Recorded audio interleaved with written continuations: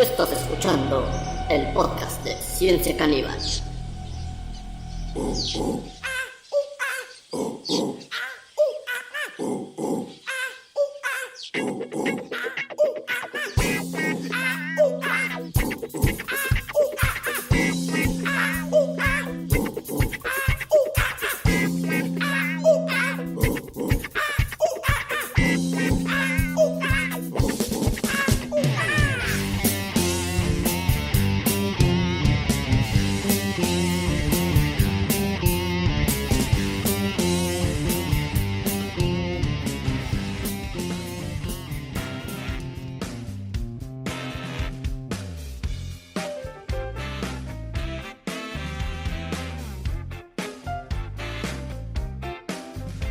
Hola y bienvenidos a este nuevo episodio de Ciencia Caníbal.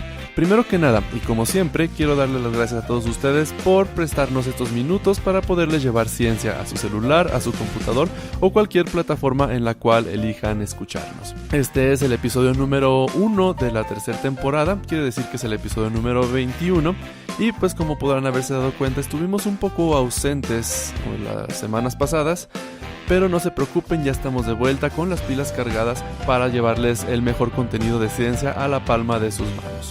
Antes de comenzar, quiero darle un agradecimiento muy caluroso a Daniel Rodríguez y a Isabela Narváez, que son nuestros patrocinadores ahí en Patreon, que nos están apoyando con este proyecto. Como saben, Ciencia Caníbal no vende espacios publicitarios y más que nada procuramos mantener este programa y este proyecto a través de las donaciones de ustedes que nos escuchan y disfrutan el programa.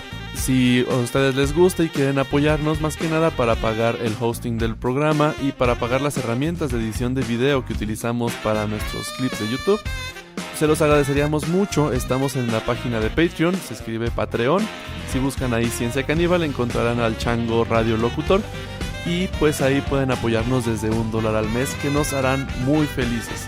Nos hace felices que nos escuchen, pero también nos hace más felices que nos echen la mano para costear más que nada pues estos gastos de producir un podcast.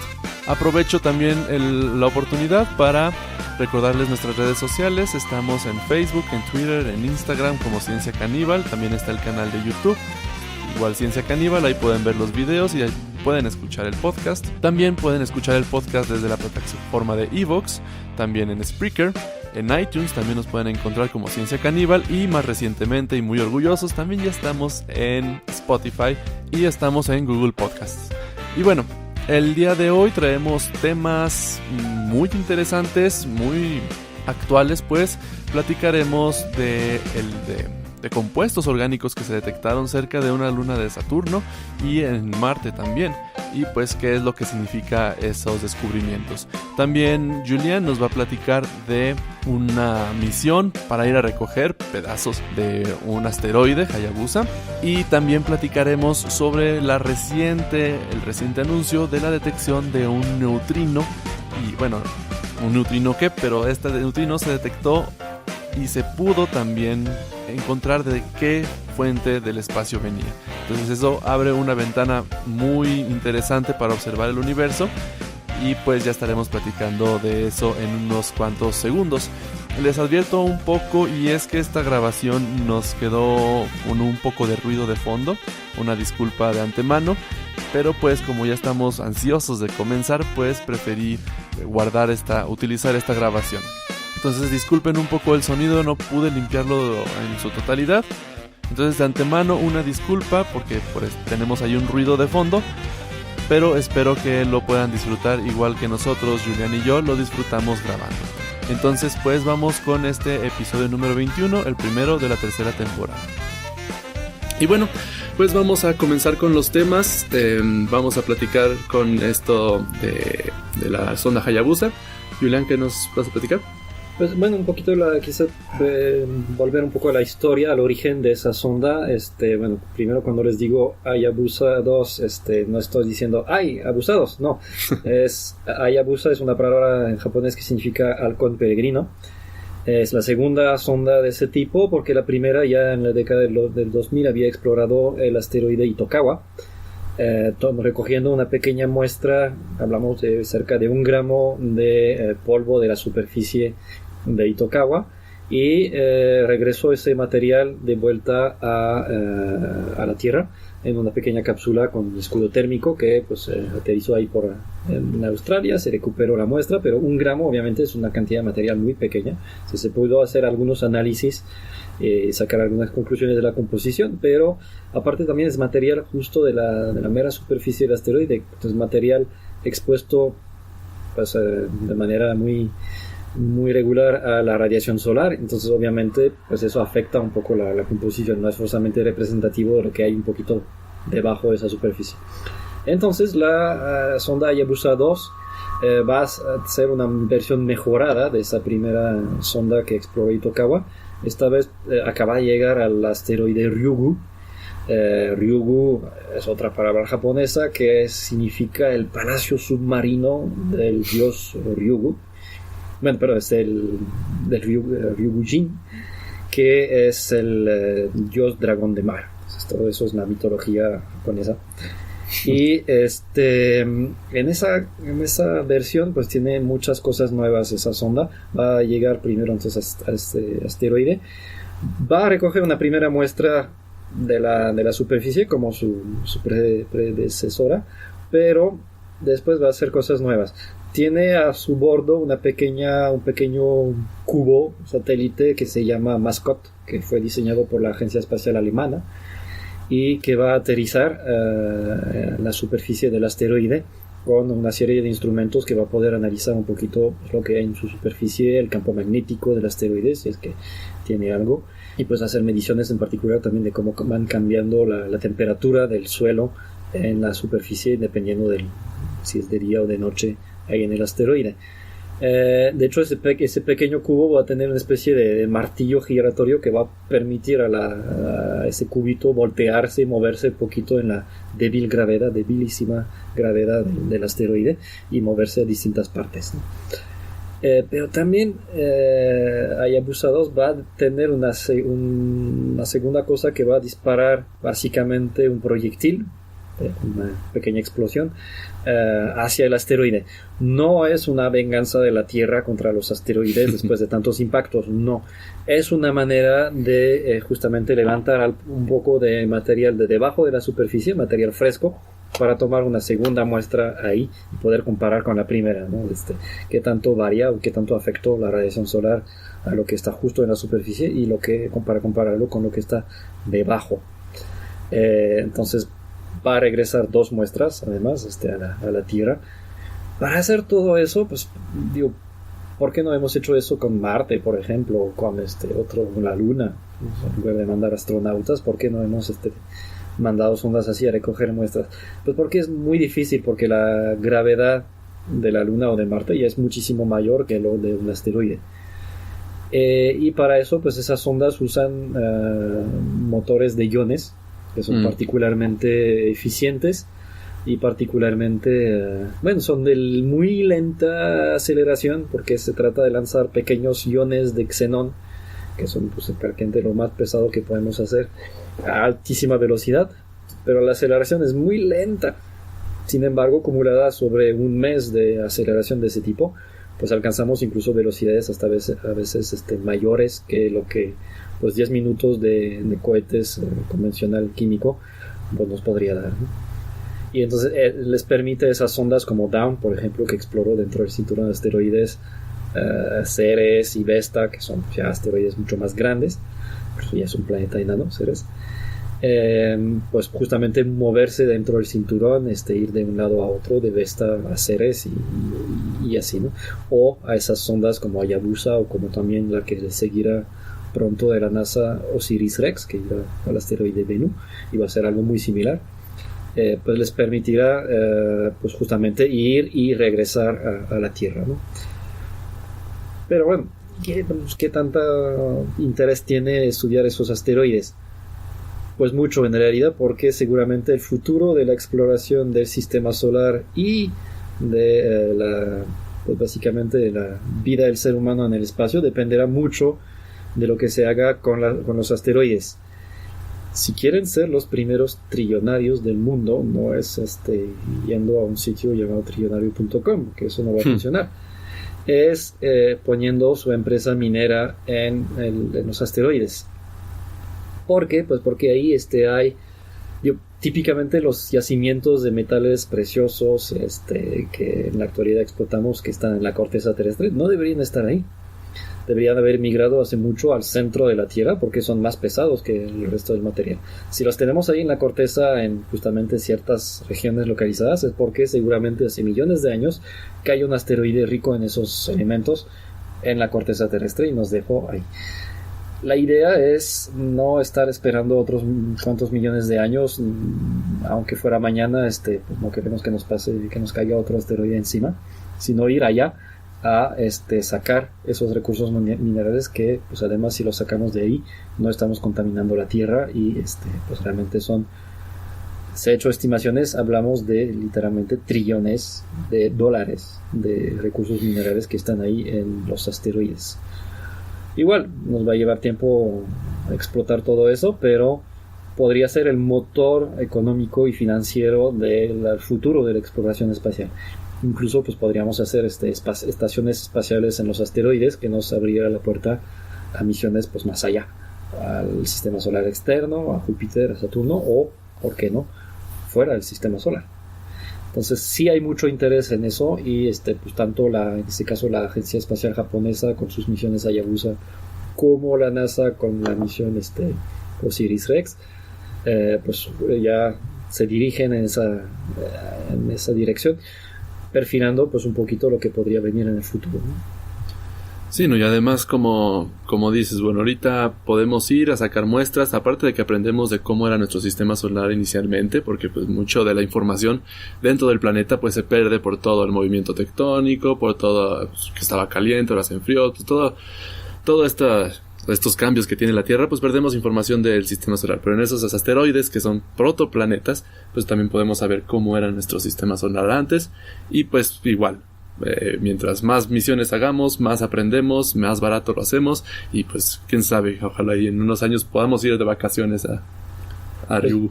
De hecho, aparte de los recursos de metales pesados que son de lo más interesantes, hay muchas otras cosas. Por ejemplo, el primer asteroide Itokawa era de silicatos, entonces posiblemente tiene potencial para tener cierta cantidad de esos metales pesados. Ryugu es de tipo C, de tipo rico en carbonatos. Y esos pues pueden darnos pues hidrocarburos justamente para hacer combustible.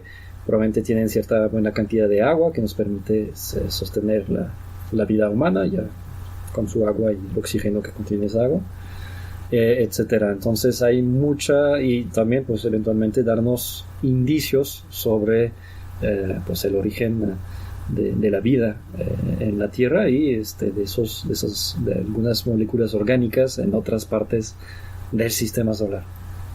Y justamente pues aprovechando, gracias Julián por el puente, vamos a platicar de las moléculas orgánicas que se detectaron recientemente tanto en Marte como en Encélado. Y bueno, primero vamos a platicar de Marte, vamos en orden de lo más cercano a lo más lejano. En Marte el rover Curiosity tiene un taladro que sirve para perforar un poco de la corteza de Marte. En realidad no perfora tanto, perfora hasta 5 centímetros, pero es suficiente como para, así igual que con Ryugu, para poder examinar parte de la Tierra que no ha sido maltratada por la radiación del Sol, justamente. Y lo que encontró el pequeño laboratorio que tiene el Curiosity es que hay unos compuestos a base de carbono sobre la superficie de Marte. Le llamamos compuestos orgánicos a estos compuestos de base de carbono porque pues también parte de los residuos o de la marca biológica que tiene la vida son compuestos orgánicos. Esto, ojo, no quiere decir que hayamos encontrado vida ni mucho menos, pero al encontrar estas marcas biológicas que son los remanentes, como si tú ves que hay unas huellitas en el piso, pues dices, por aquí pasó el perro. Así, si tú ves compuestos orgánicos, puedes decir, por aquí pudo haber pasado algún ser vivo. Y bueno, esto también es de mucho interés porque, como ya hemos platicado en otros episodios, Marte, muy probablemente hace unos cuantos millones de años, tuvo condiciones similares a las de la Tierra. Antes de que se convirtiera en el desierto que vemos ahora, Marte probablemente tenía estas condiciones. ¿Por qué? Porque vemos que había como lagos, hay partes de Marte que parece que albergó agua, como lagos, ríos. También pues tenemos un poco remanentes de agua en los polos, y está justamente en la zona de habitabilidad. Esta zona en la cual estamos suficientemente cerca del Sol como para poder tener agua líquida, no tan cerca como para que se evapore, ni tampoco tan lejos como para que sea pura agua. Entonces es la zona, le decimos, de ricitos de oro, que ya lo hemos platicado, porque está ni muy caliente ni muy frío, sino justamente lo que necesitamos. Es decir, que podemos tener agua en sus 3 fases. Entonces, pues, es muy tentador buscar vida en Marte, porque sabemos que pudo haber tenido las condiciones similares a las de la vida, y pues, al estar buscando en depósitos subterráneos, pues se han encontrado estas moléculas. Este anuncio se llevó en el mes pasado, por parte de la NASA. Pues obviamente ellos son los dueños del Mars Rover, Curiosity, entonces pues ellos son los que lo anunciaron. Entonces, pues esto nos lleva a pues tratar de soñar que a lo mejor podríamos encontrar algún otro marcador biológico allá en Marte. Desgraciadamente, pues los rovers que tenemos ahorita pues son bastante limitados en cuestiones de lo que pueden analizar. Como les digo, nada más estaba analizando 5 centímetros por abajo de la superficie. Pero pues la idea, y ya hay propuestas de llevar robots allá a Marte con taladros más grandes para poder analizar más por debajo y ya capaces de detectar vida, si es que la hay, o algún otro marcador biológico, porque estos, pues los rovers que tenemos ahorita no tienen los elementos en sus laboratorios para poder detectar vida. De hecho dicen que el Curiosity no podría detectar un pulpo espacial ni aunque se le pegara en la cámara, porque no tiene cómo darse cuenta que fue un pulpo espacial lo que se le pegó. De hecho, eso será uno de los objetivos de la segunda misión ExoMars, que se lanzará en el 2020. Tendrá justamente un taladro un poquito más grande, un poquito menos de 1 metro, podrá excavar ahí bajo la superficie de Marte, y entonces será interesante obviamente también ver los resultados de esos análisis, porque por ejemplo pues hay otros marcadores que se han buscado, por ejemplo las sondas Viking en el pasado, para buscar por ejemplo metano en la atmósfera, que puede ser también un buen un indicador de que hay actividad biológica. No todo el metano proviene de la actividad biológica, pero una parte sí, y pues hay muy poco, realmente hemos encontrado muy poco en la atmósfera marciana. Lo hay, pero realmente en cantidades muy pequeñas, entonces pues no nos da mucha respuesta a nuestras preguntas.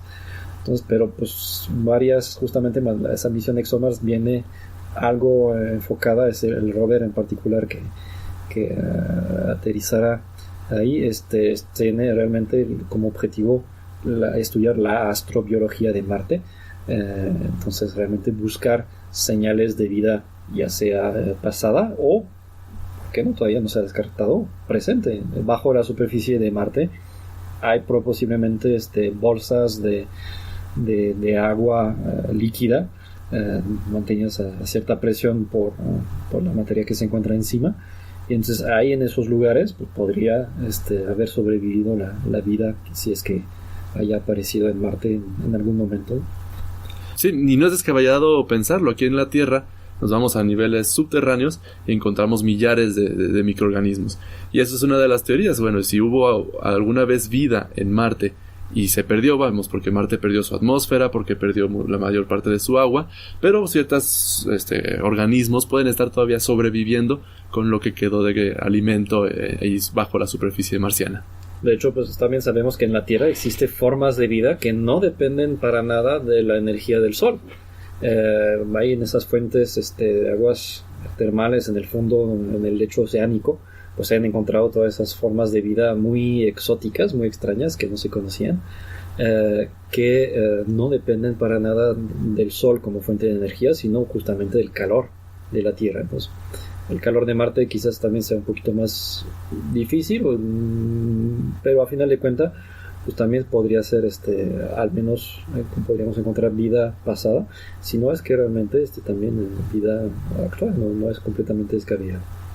Y aprovechando para quien sea entusiasta marciano, o sea, de Marte, no que venga de por allá, justamente va de camino una misión que se llama InSight, que es una estación meteorológica. Básicamente lo que va a hacer es instalarse sobre la superficie marciana para medir las vibraciones tectónicas de Marte. Va a tener un taladro. No puede detectar biomarcadores, pero nos va a dar bastante información de cómo se comporta cómo es el ambiente en Marte, porque también otro de los descubrimientos recientes es que hay un ciclo de metano. Justamente ahorita que hablabas del metano, hay un ciclo anual de metano en Marte. No se sabe aún si se debe a alguna actividad biológica que florece en la primavera marciana y decrece en el invierno marciano, o se trata de algún otro mecanismo natural del planeta.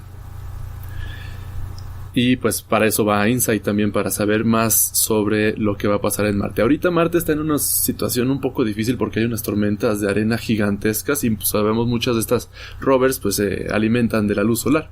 Entonces hay tormentas de polvo que tapan la luz solar y muchas de ellas ahorita están esperando nada más a que ya carguen sus baterías de nuevo para arrancar. Pero pues ahorita estamos como con los nervios de punta porque pues quién sabe si lo logren algunas de esos robots. Y bueno, aprovechando para ahorita que platicábamos sobre las fuentes de energía que del mismo planeta, del mismo objeto, que pueden ayudar a desarrollar vida, pues vámonos con Encélado. Encélado es una de las lunas de Saturno y tiene unas características bastante interesantes. Una de ellas es que tiene muchísima agua. Está cubierta por una corteza de hielo y por debajo pues se sabe que ya tiene agua líquida. Y justamente Encélado, al tener esta corteza de hielo, pues a lo mejor no recibe tanta luz del sol en la parte líquida, que es donde sabemos podría desarrollarse la vida, pero el mismo calor de la luna y pues las interacciones que tiene con Saturno pues la calienta y provoca que dentro de esa agua pues haya calor y haya fuentes de energía. Y de hecho, gracias a ese calor se ha tenido geysers, se han detectado geysers. De hecho, desde la sonda Voyager 2 se detectaron algunas plumas que se creían que eran algunos como geysers, y ahora Cassini pues ya se dio cuenta que en realidad sí eran geysers. Y justamente pues Cassini tiene un laboratorio también a bordo, que lo que hace es capturar esta neblina que despide el planeta, y lo que hace es destruir las pequeñas partículas que lleguen, y con lo que se llama un espectrógrafo de masas poder calcular qué tipo de material es lo que está cayendo en ese detector. De hecho, Cassini hasta cambió de trayectoria específicamente para pasar a través de esos geysers, de esas nubes de vapor de agua prácticamente, ahí que después se fue pues congelando. Porque pues, a esas temperaturas y presiones en el espacio, pues el vapor de agua se va a ir congelando.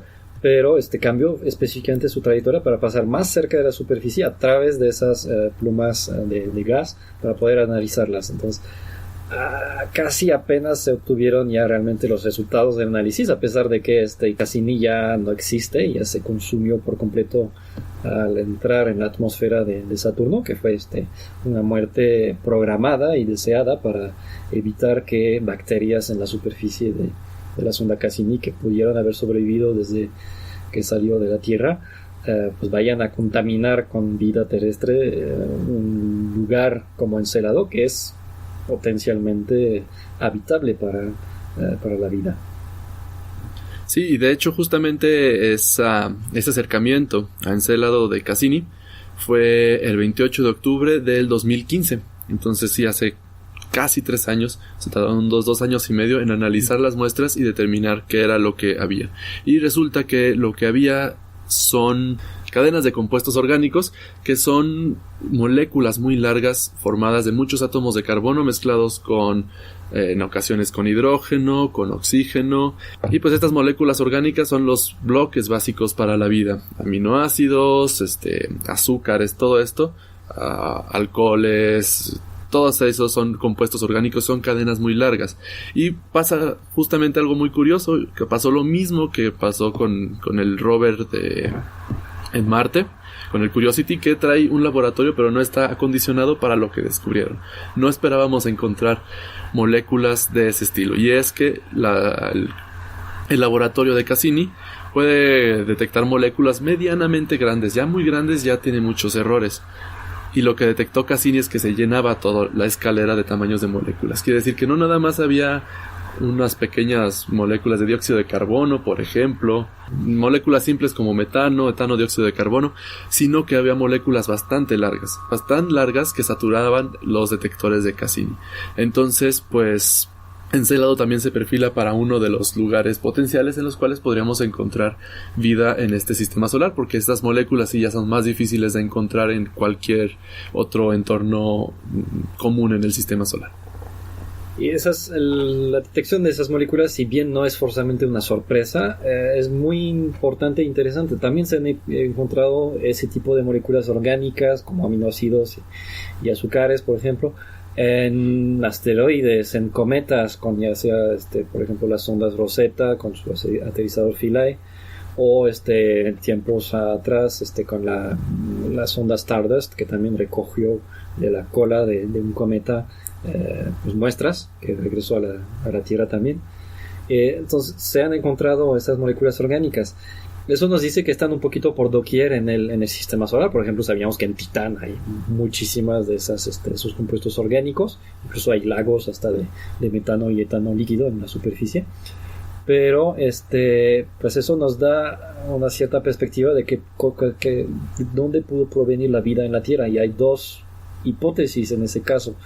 Una es que, pues, ya nada más proveniendo la vida en la Tierra. Lo que hay que recordar es que la Tierra inicialmente, cuando se formó, pues había muchísimo calor que se liberó por todos los impactos, la acreción que formó la Tierra. Y entonces la superficie de la Tierra era cubierta de lava, estaba a temperaturas enormes. Cuando se fue enfriando, sin embargo, pues todas las moléculas orgánicas complejas ya se habían destruido por esas altas temperaturas. Entonces, ¿cómo volvieron a aparecer y pudieron dar origen a la vida? Pues hay dos hipótesis. La primera es que, un poquito relacionado con el experimento que hizo Miller en los 60s, es que pues con las chispas de los rayos en la atmósfera, el calor que de la propia Tierra que va calentando el agua de los océanos, pues pudieron haber surgido nuevamente esas moléculas orgánicas complejas dentro del laboratorio terrestre. La otra es que pues buena cantidad de esas moléculas orgánicas complejas estaban conservadas en asteroides, en cometas, que al impactar a la Tierra regresaron a una Tierra mucho más propicia para esas moléculas orgánicas, y pues en ese caso que los ingredientes de la vida hayan provenido del espacio. Entonces pues justamente es un elemento interesante ver que están presentes esas moléculas orgánicas en muchas partes del sistema solar, porque pues nos da efectivamente esa confirmación de que muchas pudieron haber efectivamente llegado de muchas partes del sistema solar. Sí, y no nada más está el descubrimiento de estas moléculas orgánicas, sino que también Cassini es capaz de darse cuenta en qué tipo de... cómo eran las propiedades del agua, dónde se encontraron estas moléculas orgánicas, que también es muy interesante. Prácticamente separa el agua en tres tipos: agua prácticamente pura, H2O nada más, agua muy alta en sales y agua que está entre los dos, que está ni tantas sales ni tan pura. Y justamente estas moléculas orgánicas pues se encuentran en esa parte. Es decir, no, al igual que aquí en la Tierra, la vida la vemos en el mar, en el agua salinizada, pero no tan salinizada como en el Mar Muerto, que por eso está muerto, porque tiene mucha sal. Justamente en Encélado pasa lo mismo. Donde hay agua muy pura no hay moléculas orgánicas, ni tampoco donde hay agua muy salada, pero sí justamente en esa parte intermedia. Entonces pues también está bastante emocionante. Lástima que es mucho más difícil ir a Encélado que a Marte. Bueno, de por sí ya está difícil ir a Marte, ¿no? Y más difícil es ir a ver allá abajo de esa corteza de hielo, porque esa corteza de hielo puede medir entre 12 y 60 kilómetros de profundidad. Entonces aquí en la Tierra el récord de lo más profundo que hemos logrado excavar ni siquiera se le acerca. Entonces imagínense llevarse un taladro más potente de lo que hemos tenido aquí en la Tierra, llevarlo hasta Encélado y que se ponga a taladrar, pues va a ser bastante difícil. Entonces por eso las apuestas pues van sobre Marte, a ver si encontramos ahí algún indicio, algún otro indicador de vida en la superficie del planeta rojo. Y bueno, pasamos a la noticia más novedosa. Justamente como les platicaba al principio del programa, hoy jueves 12 ¿de qué mes estamos? De julio. La Fundación Nacional de Ciencia dio a conocer que se ha detectado neutrinos de una fuente fuera de la Tierra. Vamos a primero platicar brevemente qué son los neutrinos. Los neutrinos son una partícula neutra, como lo dice su nombre, y neutrino suena chiquito porque son partículas neutras y muy ligeritas. Hay que tener cuidado cuando hablamos de partículas porque no son chiquitas, sino que todas las partículas son puntuales, son punto nada más, no tienen tamaño. Y cuando hablamos de partículas pequeñas, más bien estamos hablando de partículas ligeras. Pues estos neutrinos son muy difíciles de detectar, y de hecho para poder detectar este neutrino que llegó del espacio, se tuvo que utilizar un laboratorio en la Antártica que se llama IceCube, que es un cubo de 1 kilómetro de arista, 1 kilómetro por 1 kilómetro por 1 kilómetro, con detectores de neutrinos. Y es tan difícil es que a pesar de que nos están pasando miles de millones de neutrinos a través de nosotros cada segundo, se detectó uno. Se detectó uno, pero se pudo trazar, gracias a la tecnología que tienen allá en el IceCube, se pudo trazar desde dónde venía. Entonces detectaron este neutrino que iba llegando de cierta dirección del cielo y buscaron con otros telescopios para ver de dónde había venido este neutrino, a ver si había señales de alguna otra cosa. Y al igual como platicábamos cuando fue lo de la astronomía multimensajero, cuando se detectó la colisión de estrellas de neutrones, tanto en luz como en gravedad, pues ahora se detectó un estallido de rayos gamma, tanto con rayos gamma como con neutrinos. Entonces, a esto era lo que iba al principio, que estamos abriendo la astronomía multimensajera.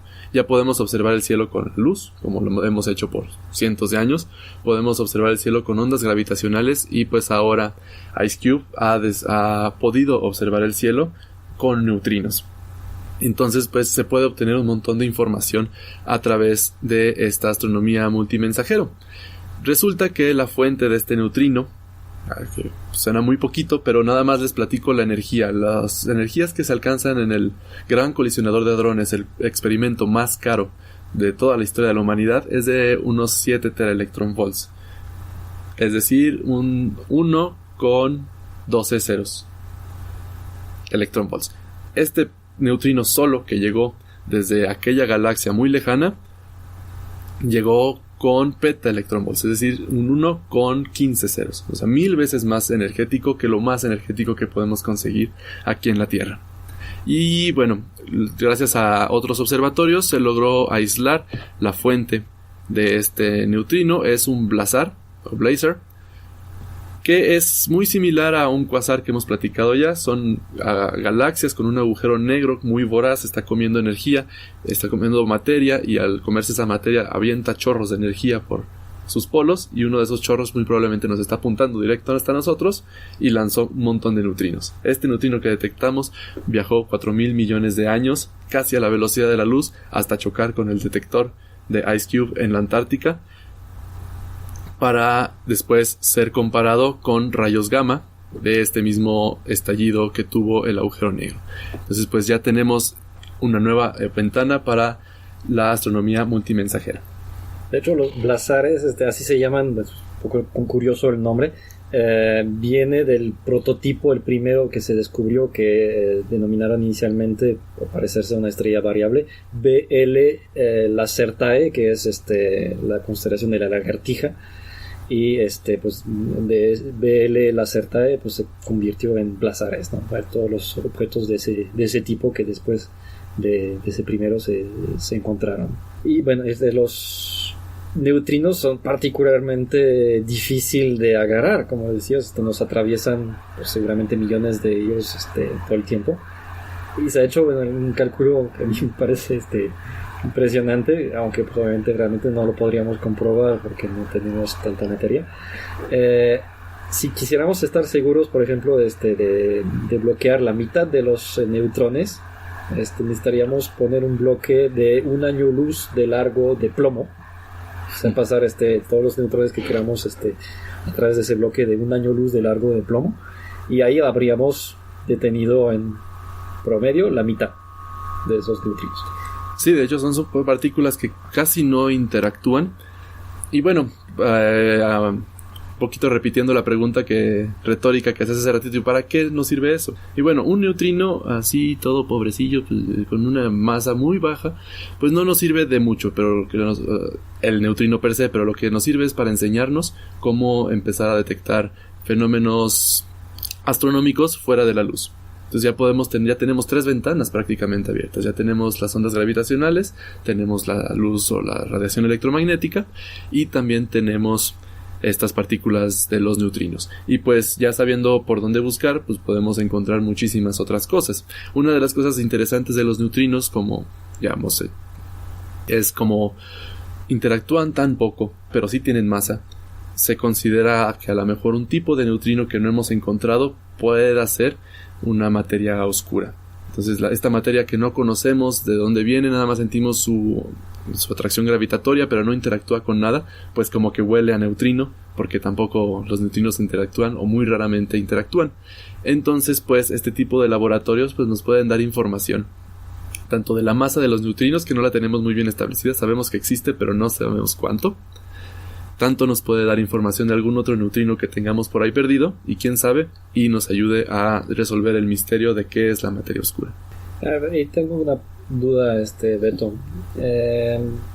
Viajan, si tienen masa, pues no pueden viajar exactamente a la velocidad de la luz, aunque bueno, hace tiempo hubo un experimento en Italia que salió un poquito mal, o salió un poquito descalibrado, y habían medido que esos neutrinos iban más rápido que la luz. Bueno, y después se comprobó que fue un error, pero aún así se acercan bastante, pero no viajan exactamente a la velocidad de la luz porque tienen masa. Entonces tardaron un poquito más en ese caso esas partículas en llegar que la luz. Sí, efectivamente van a tardar más los neutrinos en llegar, y a lo largo de 4.000 millones de años luz, pues sí, el desfase es suficiente, pero como es un fenómeno continuo, no es que este agujero negro haya aventado unos neutrinos y ya, sino que duró bastantes años aventándolos, pues se puede detectar ahorita a finales del año pasado, se detectó el neutrino junto con los rayos de rayos gamma que lanzó. Entonces eso también nos puede ayudar al ver cuánto es el desfase de los fenómenos. A la próxima vez que podamos detectar un estallido de rayos gamma, pues hay que prestar atención a esa zona del cielo a ver si podemos detectar neutrinos. Entonces ya podemos decir, aquí en este tiempo explotó y tanto tiempo después llegaron los neutrinos, y así podemos también establecer cuestiones como pues cuánta es la masa de los neutrinos. De hecho, eso recuerda un poquito una detección que se había hecho con el Super Kamiokande, que es un detector similar, más pequeño, con unas 50.000 toneladas de agua, iba a 1.000 metros bajo tierra, ahí en Japón, que había detectado prácticamente un año después de haber detectado la luz. Se había detectado la luz de esa supernova de la Gran Nube de Magallanes en 1987, que fue una de las grandes y más cercanas supernovas detectadas en tiempos modernos. Al año siguiente, Super Kamiokande detectó neutrinos de esa misma explosión en supernova. Entonces algo un poquito similar, aunque muchísimo más cercano. Esa detección fue mucho más difícil ahora, pero un poquito similar a lo que se había hecho a finales de los 80s. Sí, ciertamente no es una completa novedad, pero ahora sí pues pudimos identificar justamente, sin lugar a dudas, de dónde vino. Bueno, un poquito de duda, porque de eso se trata la ciencia, de no confiar en todo lo que ves, pero con bastante seguridad de que vino de ese blazar.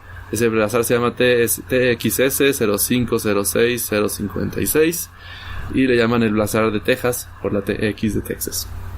Entonces pues ya tenemos este nuevo descubrimiento. De hecho, algo curioso, porque en la página de recuerditos del Ice Cube, justamente alguien se equivocó y lanzó a la venta playeras con patrón de interferencias de ese neutrino antes de que anunciaran la detección. Entonces pues por ahí se les escapó un poquito de información, y ya no lo esperábamos bastante desde hace un tiempo, y pues resulta que pues sí fue eso, ¿no?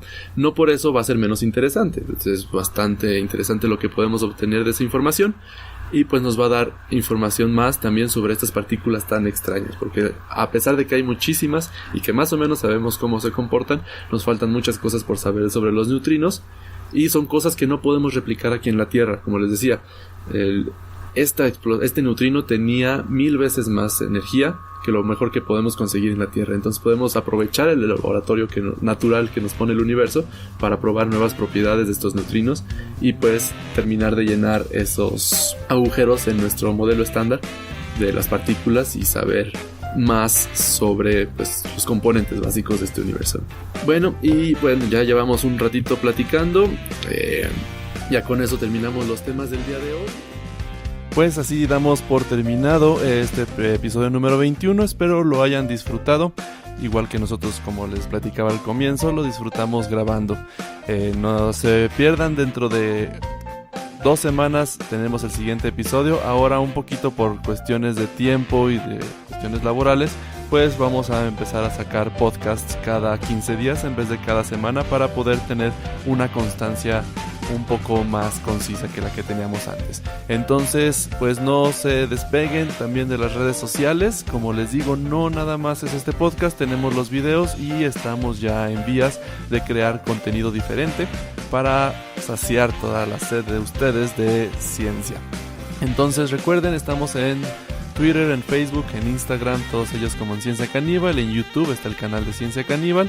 También nos pueden escuchar en iTunes, en Spreaker, en Spotify y también en Google Podcasts. Ahí pueden escuchar el podcast y pueden accesar a un montón de contenido. Recuerden darse una vuelta ya a nuestra página de Patreon, patreon.com, buscan Ciencia Caníbal y encuentran al changuito con los audífonos. Ahí pueden apoyar este proyecto para poder mantener el coste de alojamiento del podcast y de las herramientas de edición de video. Pueden apoyarnos desde $1 al mes. Y pues muchísimas gracias, es todo por mi parte y nos vemos hasta el próximo episodio. Hasta luego.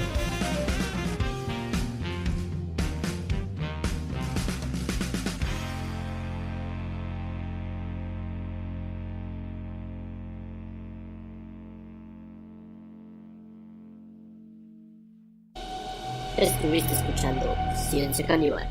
Muchas gracias por tu atención y te esperamos en el próximo capítulo.